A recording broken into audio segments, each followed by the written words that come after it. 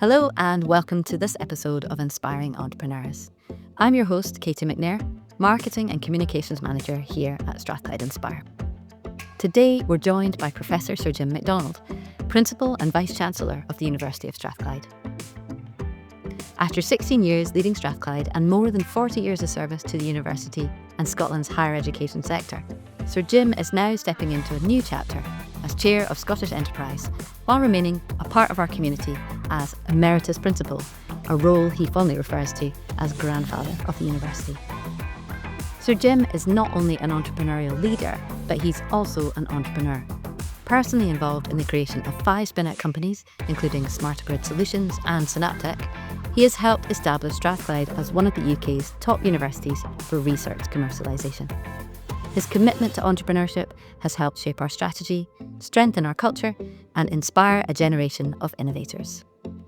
So we're delighted to have you join us here today, Sir Jim. Let's start with the beginning of your leadership journey. You're a Strathclyder through and through, having graduated 3 times with us, a BSc, an MSc, and a PhD in electrical engineering, power systems, and energy economics. How has that background shaped your leadership roles? Well, I think fundamentally to lead an academic institution, it's important you've got some sense and some experience of having been in the higher education system, and no better place to have been than the University of Strathclyde. So, as you know, I'm an engineer. When I left here originally with my bachelor's degree, I worked in industry, and Strathclyde, as well as having an excellent academic reputation, prepares people for the professions. So I was ready to start working. I had a chance to do a PhD when I first graduated, but I didn't have any money, and I was planning to get married shortly after I graduated. So I went out, worked, thoroughly enjoyed it, but had the bug. I mean, Strathclyde instilled in me that sense of inquiry, that sense of curiosity, as well as getting things done. So my company at that time, the South of Scotland Electricity Board, now Scottish Power, where I'm Vice Chairman, sponsored me to do a master's degree and then ultimately to begin a PhD, all at Strathclyde. And it was that ongoing connection with Strathclyde that kept me interested in using innovation, cutting-edge activity to make a difference in an industrial setting. So typical Strathclyde story, ready to go to work, but always having that sense of commitment and, as we'll come on to, I'm sure, that sense of innovation and entrepreneurship, which has followed me, and I've followed it for the past 40 years or so. Absolutely. Well, known as the place of useful learning, that was something I was going to bring up. Under your tenure, the university has repositioned itself to be a leading international technological university that's socially progressive. We always hear you talk in those terms. It's very much underpinned by a successful and distinctive strategy. So when you became principal, how far did you see entrepreneurship as being part of the university's identity? Well, arguably it's been our identity for 229 years. Our founder, John Anderson, might not have described himself as an entrepreneur or an innovator, but he was exactly those things. A real disruptor, someone with a high risk appetite, and those that came behind him to fund what would have been Anderson's University. And then ultimately we became the Royal College of Science and Technology before we became the University of Strathclyde. You see at these various historical punctuation marks, people with drive, ambition, a big risk appetite, with all the characteristics of entrepreneurial leadership. And a great hero of mine, Sir Sam Curran, was one of those as well. Outstanding scientist, worked in Oppenheimer's team, but he had the vision and the boldness and the values that we now celebrate now was written through Sam as an individual as well as an academic leader. So for me, that entrepreneurial flair is something we've been, is innate. It's what Strathclyde is synonymous with. And the department I spent most of my formative years in as a student and then latterly as a member of staff, electronic electrical engineering, has always had entrepreneurial people in it. So that culture piece, that consistency, and the track record of delivery, and having an appetite for risk is what gets me out of my bed in the morning. And I think that's true for most people that work here at Strathclyde.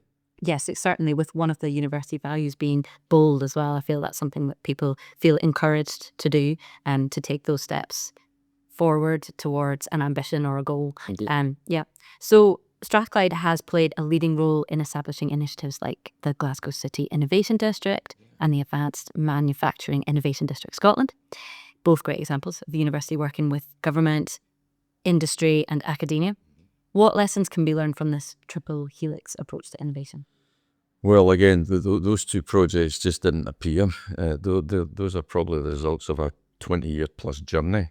Some of it by design, some of it emerged because of the skill set that we developed and the attractiveness of Strathclyde, and of course Glasgow and the Glasgow City region. And I often quote friends of mine from places like Cambridge and MIT that said, serendipity doesn't always happen by accident. Absolutely. So the Advanced Manufacturing District that you referred, that was triggered by the Advanced Forming Research Centre about 16 years ago. I hold the Rolls-Royce Chair in Electrical Systems, and Rolls-Royce came to me to say they were looking to set up a sister institute to the Sheffield Advanced Manufacturing District. And we had some resource and capability, where we didn't have everything that we needed, but I made a commitment to make that happen, and it did happen.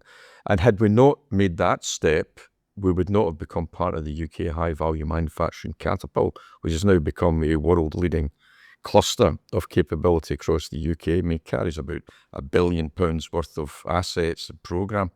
And that structure of the Advanced Forming Research Centre, forgive all the acronyms, which emerged to create the National Manufacturing Institute, attract the Medicines Manufacturing Innovation Centre, produced the Lightweight Manufacturing Centre. In August, we're going to open the Advanced Net Zero Innovation Centre.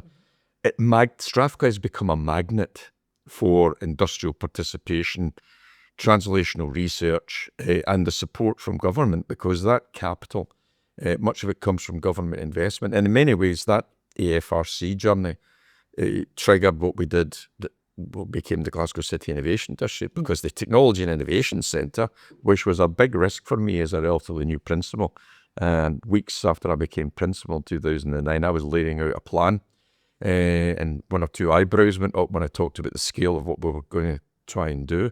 But TIC, that has now been open for a decade, has again catalysed the whole of the Glasgow City Innovation District. So in many ways, that boldness, that vision as a leading international technological university, but never forgetting that we're rooted in the city, hence the socially progressive bit, because we want to bring the citizens of Glasgow with us in the journey. It's so exciting. Not everything works, and it's still the cliche of failing fast, learning and moving on. So we don't get everything right first time, but we try. And as an engineer, I'm happy to apply the 80-20 rule. So getting the 80% right the first time is good enough. Get it done, move on, because the perfect, as you know, is the enemy of the very good. So very good works for me, and then we could move to excellence after that. Very good. The university has become known as Scotland's leading entrepreneurial campus. What do you think has driven that transformation? Well, it's in no small measure down to individual people. So my colleagues right across innovation and industry engagement in Strathclyde Inspire, they inspire me. And it's always dangerous to name individuals, but let me take a risk and name colleagues and friends like Fiona Ireland, latterly Gillian Docherty coming in as our Chief Commercial Officer, Meryl Levington, and many, many others.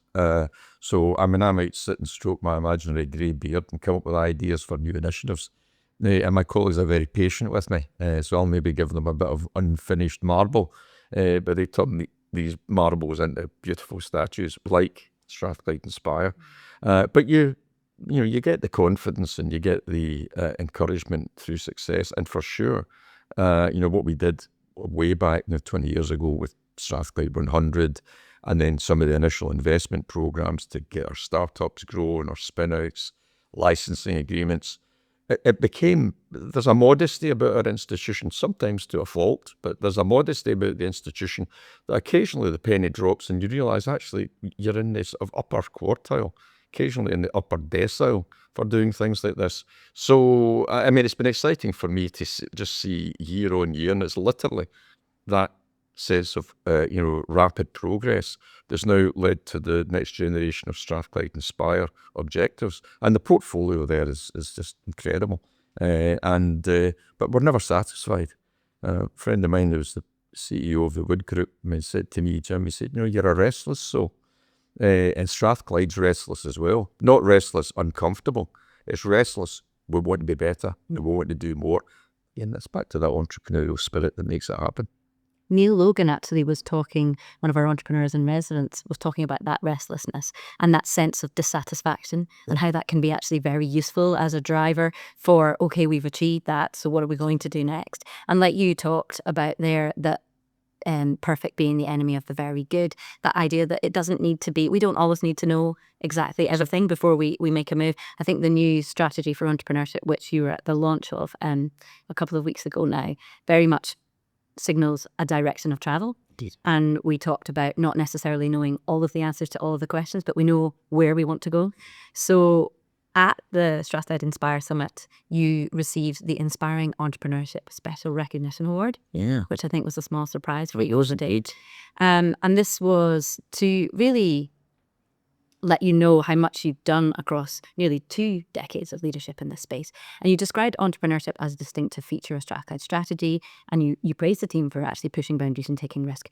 Looking back, what do you think you're most proud of in Strathclyde's entrepreneurial journey, and where do you see opportunities in the future? What do you feel restless about looking forward? Sure. I always smile because over the past year I've been getting lifetime awards for this, that, and the next thing. So that's clearly telling me that I'm coming to the end of my useful career. But all joking apart, that was a very sweet and personal moment just to get that recognition, because I was not expecting it. But it was a very nice thing to do. So what would I say? Look, we're at this cusp of change again. The momentum that's been built is palpable. The Strathclyde Inspire strategy is now, as we know, we don't say it because that would be presumptuous, but people like Mark Logan talks about us as being the entrepreneurial campus in Scotland. And we don't go about beating our chest on that basis. We say, that's interesting. Why would he make that observation? And we don't do that remotely. We are not just trying to comply with an objective that government may have laid out. It's authentic in Strathclyde to push all of these things. So what am I most proud about? That's there's no self-satisfaction in this. It's easy to distract yourself and be overly self-reflective. It's about what am I proud about? I'm actually proud about what we have created. It's the conditions that I have created, which is key. And it's the release of that creative capacity.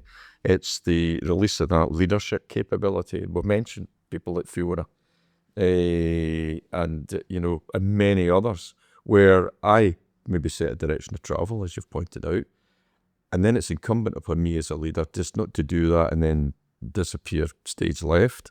I'm an engineer, I like to be in the detail, which is... I'm sure it's appreciated in the main by my staff, but it certainly keeps me connected to what's going on, and I try never to second guess them. So as a consequence, what am I most proud about? I'm most proud of the teams that I've created and the support I've given individuals to realise their potential, and that's what we should do. Leaders lead, but good leaders also follow. And in this space, I am very comfortable following the advice, the ambition, and the energy and the direction of my colleagues that are in this space. So what I'm most proud about is the internal ecosystem that we've created. And in many ways, that has catalysed a very much bigger ecosystem across the city, the region, and increasingly now our reach is going international. Absolutely reaching beyond, as the new strategy says. So moving to look at the research side of things now, because obviously we're an entrepreneurial university, but so much of that is steeped in our research and our academia and our knowledge, our innovation that's happening here. So under your leadership, the university has increased its research income by 350%, actually more, I believe, to £125 million. So in a research-intensive university like Strathclyde, how do you strike the balance between academic excellence and commercialisation? Yeah, but these are two sides of the same coin for me, and people get a bit distracted by trying to categorise, research and innovation and commercialisation. For me, it's a much bigger aggregation of people's ambitions, people's innovation. So to the research intensity, I mean, what I'm proud of for our institution is that we're the only university in Scotland, the only research-intensive university in Scotland that's increased its position in consecutive research assessment exercise since 2008. So that's coming up for the thick end of 20 years worth of research progress. And that's key because that's foundational for your credibility, for your national and international reputation. It allows you to attract and retain really good academics and researchers, who in turn are supported by fantastic professional services staff. So we'll have around 800 academics. I mean, that's an army of potential innovators and entrepreneurs. And we've got, several thousand support staff that wraps around them. So, I mean, that research underpinning is critical. But in many ways, that's your seed corn, because much of the outcome that might come into certain spin-out startups, licensing deals, innovative collaborations, entrepreneurial investments are vested right at that starting point. And, where do we need to go? Well, it's that restlessness again. We have to make sure that the investment we make in research is evergreen. We can never, it's a highly competitive space, and people compete for talent.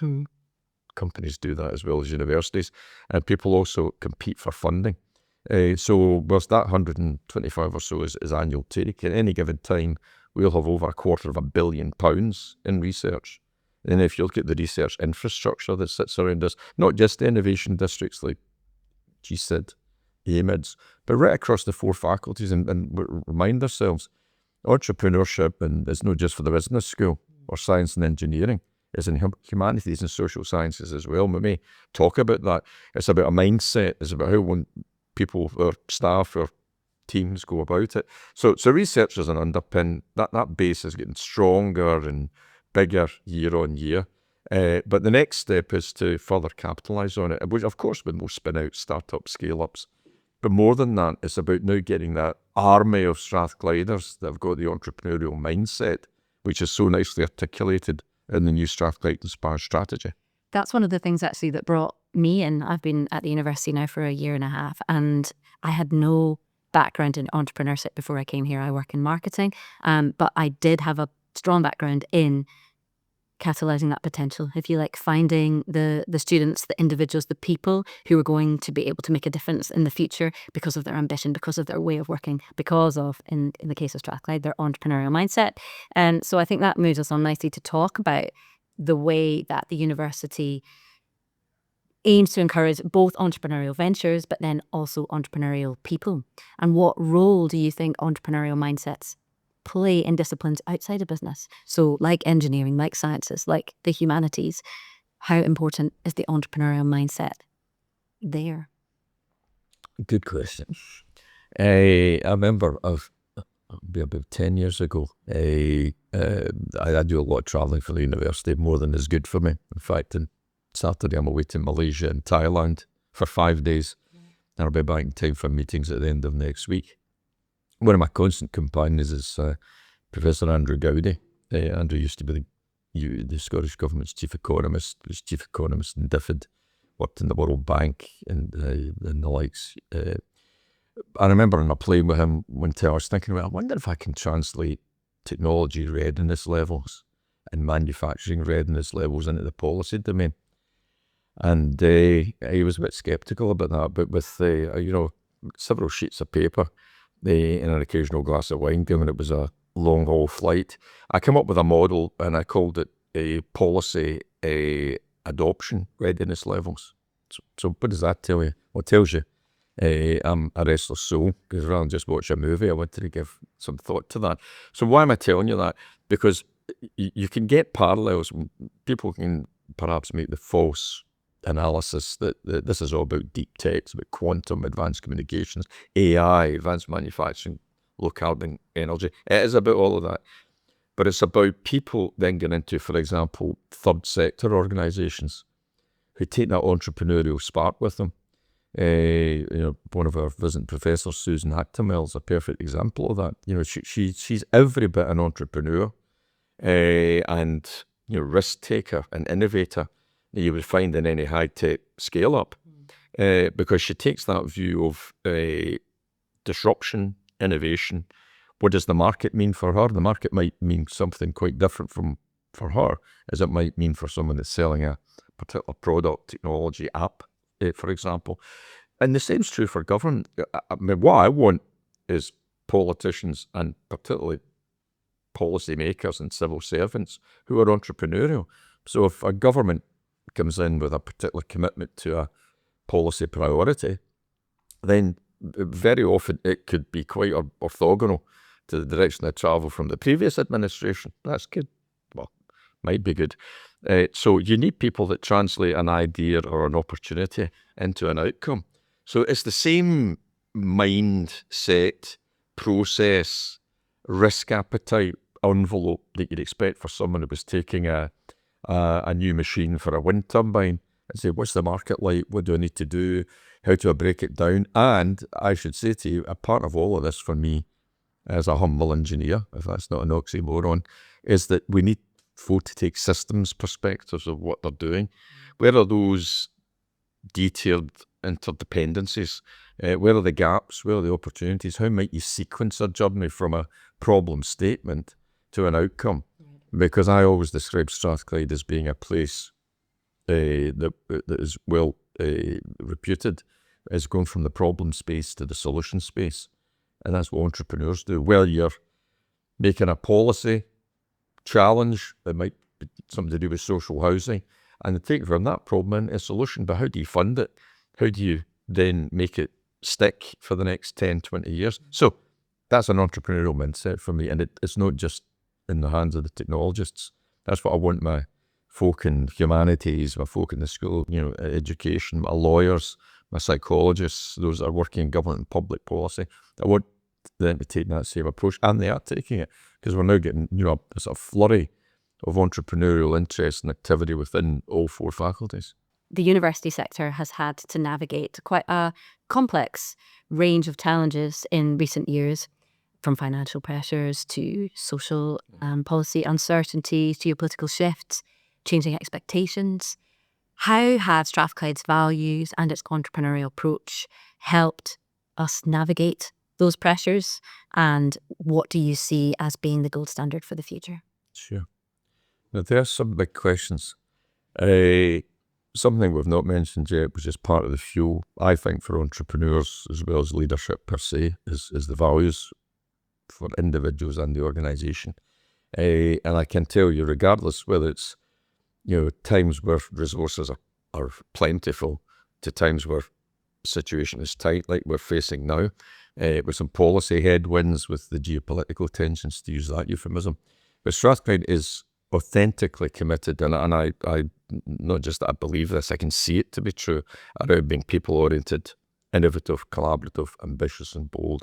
So every significant decision I take, arguably every decision I take, I would map against those, and I wouldn't make it an intellectual process. It's there's a very natural way we view decisions that we might take, pursuing an opportunity, facing a challenge, having to offset funding problems by doing things differently. That takes innovation, entrepreneurship.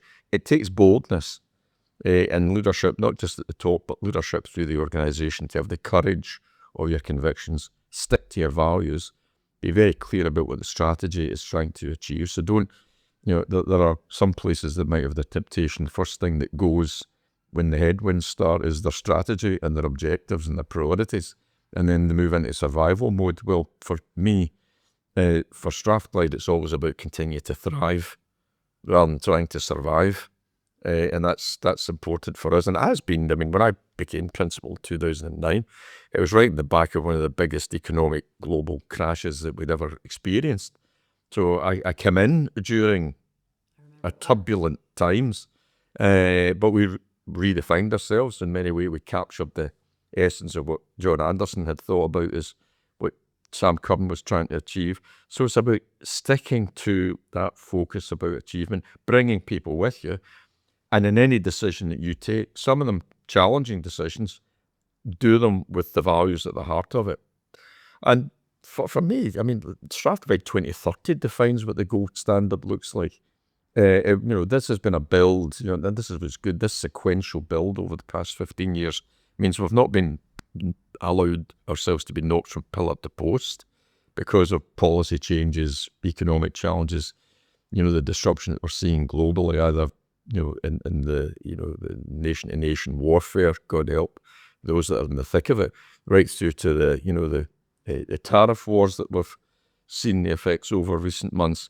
But we've stuck to that focal point about being, we know who we are, a leading international technology university that's socially progressive, and we constantly translate that to grab opportunities to keep that laser focus on delivering the KPIs that are not manifold. They're there because I have to be held accountable to them by my court and our governance system. So the gold standard is what we're trying to achieve in Strathclyde 2030. And it's not been invented. It's a build on what we've been doing for 15 years, and arguably, looking over our shoulder, it's what Sam wanted to create, and John Anderson might not have described it as such, but it was things he was interested in as well. Certainly, there has been a lot of success in this approach. The university has been recognised with a multitude of awards during your time here, including being the only institution to be named Times Higher UK University of the Year twice. So what inspires you? You talked about some of the university's heroes and past leaders. What has inspired you most during your time here? Seeing the evolution of my institution, our institution, seeing the progress of so many staff, and we've got over 4,500 staff and nearly 25,000 students. So, as I say often, as well as being principal of Strathclyde, I'm the mayor of a small town called Strathclyde. What inspires me is progress, success, and achievement. And the awards that you mentioned, these are important because it gives us a chance to pause and celebrate, which is why the whole university likes when we win prizes, because I invariably declare an extra day's holiday, which is good, because that there may well be a particular group that has won a recognition or a particular function that's done very, very well. But it's to make sure we get our arms around that and recognise none of that could have been achieved by individual groups without the whole Strathclyde system and the whole Strathclyde community having made a contribution in one way or another. That's why I keep on getting a nudge in the ribs by many of our colleagues to say, well, when we're going to get the next big major award, principal, because they're quite fancy an extra day's holiday. But that, I mean, these are milestones in our journey. And there've been plenty of milestones over the past decade in particular, because as we built momentum from 2009 through 2015, we got confident, we got greater clarity of what we were good at. We built, the energy behind what we were trying to do as a leading international technology university, putting socially progressive activities alongside that. And there's a fit for purpose sense of that statement, and it's not a motto. It's not a statement. It's about how we do things. What we do, why we do it, where we do it, when we do it. You could define that in most institutions, and that's fine. How we do stuff really matters. It matters to me, and I truly believe it matters to everyone in Strathclyde. Well, as you step into your new role at Scottish Enterprise, how do you hope to build on the way of doing things that you have built here? Well, I'm stepping into many other roles other than Scottish Enterprise. I've been chairman of Scottish Enterprise since January, and that is, I had already been on the board 2008 to 2015, but I do many other things. I'm heavily connected at government-related activities in Westminster and around Holyrood. I'm chair of the Glasgow Economic Leadership Board. I'm vice chair, Scottish Power. I've just become chairman of a new engineering and manufacturing training organisation, which I didn't realise made me co-chair of the UK government's task force for engineering skills.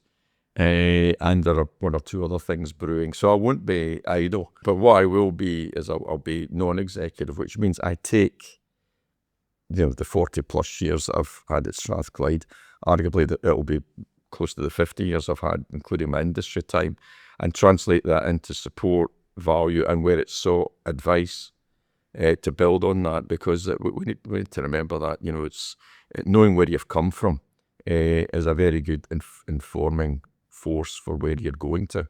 And the last thing I want for Strathclyde, and I don't suspect it'll happen, is that we forget who we are. We rediscovered who we are. We didn't invent who we are. We rediscovered it in 2009.